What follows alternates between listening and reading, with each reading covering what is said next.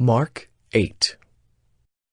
In those days, when again a great crowd had gathered, and they had nothing to eat, he called his disciples to him and said to them, I have compassion on the crowd, because they have been with me now 3 days and have nothing to eat.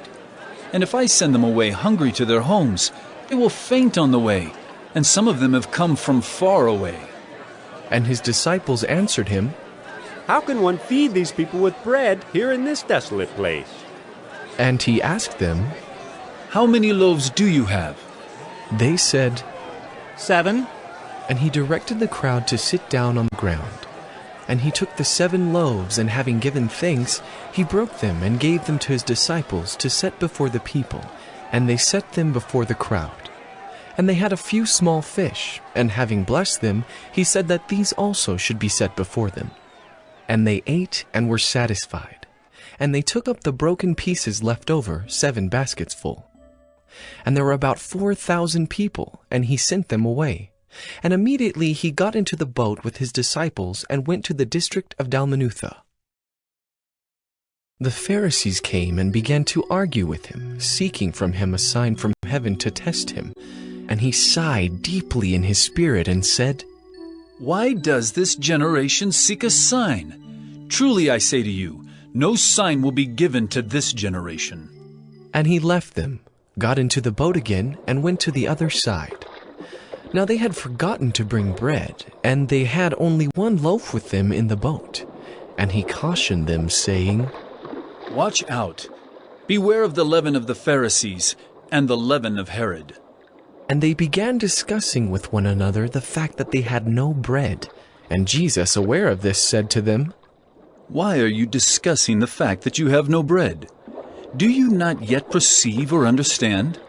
Are your hearts hardened? Having eyes, do you not see? And having ears, do you not hear? And do you not remember, when I broke the 5 loaves for the 5,000, how many baskets full of broken pieces did you take up? They said to him, 12. And the 7 for the 4,000, how many baskets full of broken pieces did you take up? And they said to him, 7.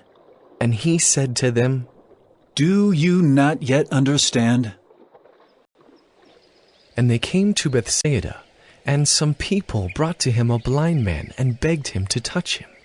And he took the blind man by the hand and led him out of the village. And when he had spit on his eyes and laid his hands on him, he asked him, Do you see anything?